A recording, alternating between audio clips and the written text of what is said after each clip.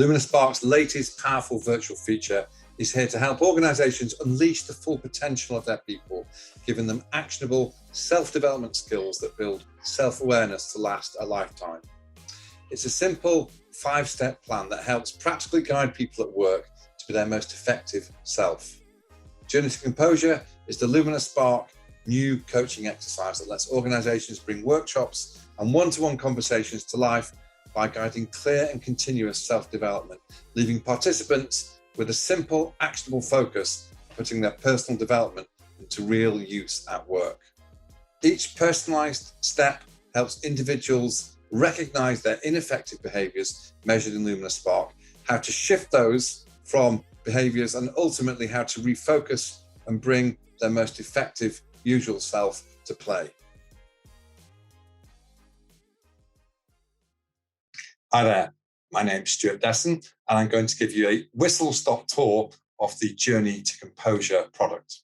In fact, I'm going to walk you through my own Journey to Composure to show you how the 5 simple steps here can effectively be used to help anybody process one of their overextensions. So here on the screen, you can see all of the possible overextensions, and what we're going to do is we're going to apply the 5-step model, pick on one, and see what other qualities can be brought to the rescue to serve you and to get you back to composure. You can see in step 1, we identify the overextended. So I'm clicking on start, step 1. And what we're going to have a look at here is, what do I do? Well, sometimes I'm argumentative, which is logical to argumentative, and it describes it here. Sometimes I can be impulsive. So I'll click on impulsive, and it says I can leave things to the last minute and I might run out of time. But today I'm going to have a look at my change resistance. So this is when you become skeptical and critical of the way that change is viewed, and you prefer to work with what you know, and you don't really look too keenly on the unknown. So having selected change resistant, I'm going to select next and step through the stages and see what can come to the rescue. But before I do that, I want to explore what triggers me, because when we overextend, there is always something that triggers us. If you can identify the moment it happens, you'll be more effective at understanding the overextended. So for me here, what might trigger my change resistant? Well, it's when someone suggests a new radical idea, and it's maybe one that I've not thought of or haven't so far bought into. So that's often the trigger when I hear the new idea. And the impact I've typed in here, I can feel tense. I can feel it in my neck and my chest. A sort of tenseness comes over me as this other radical idea impacts.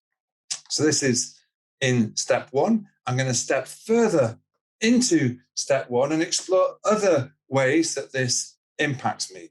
So firstly, what's my self-talk? What's my inner dialogue? Well, when I'm feeling change resistant, I might be saying things like, I can't do it. It's going to go wrong.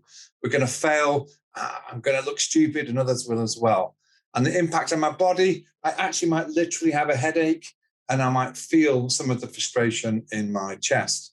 And here for my actions and behaviors, like what will other people see in Stuart when he is being change resistant? Well, I might sit back.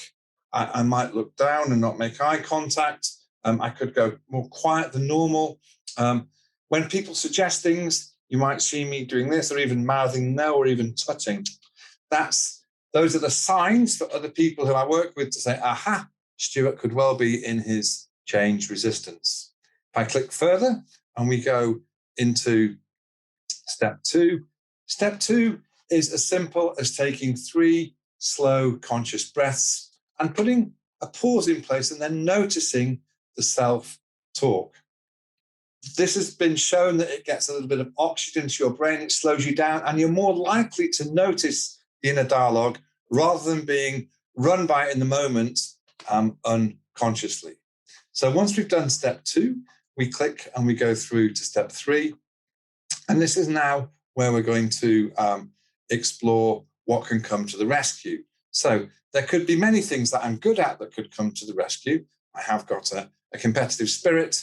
I can be quite empathetic. But what we're going to explore right now is Stuart's flexible.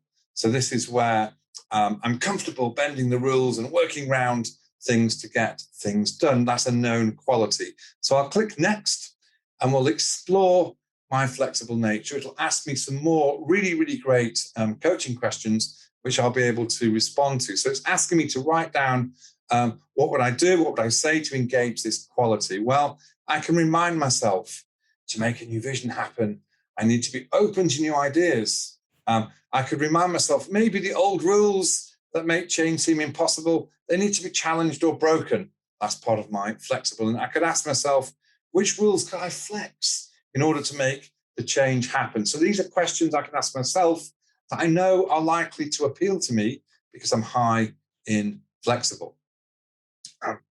So if we click a little bit further into this, what we're going to do now is have a look at another quality to come to the rescue.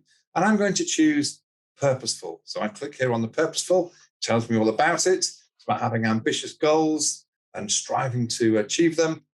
And then I'm going to ask some more questions, which I'll tap into the system to explore how my purposeful can come to the rescue. So there are a number of things to say here. I can simply remind myself around the bigger picture. So here I've typed in, what is the ultimate goal? I could also, when I feel the resistance, to the change, I could just ask myself, what's my bigger purpose here? What's the ultimate goal? And it just shifts my energy towards a strength that I know I already have.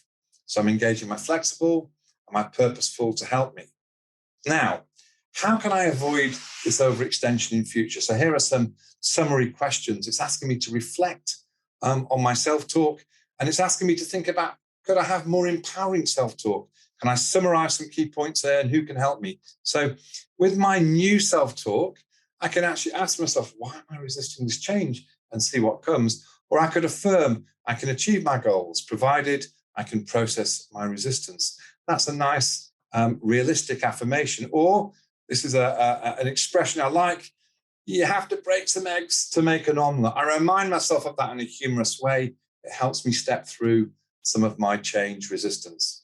If I was to summarize things here, I can say to myself, what can I flex to work around my resistance? And let's articulate my larger purpose. That will help me overcome my resistance. Just remind myself of those tactics. Who can support me? Well, I've typed in here, I'll speak to my coach and share this process next week.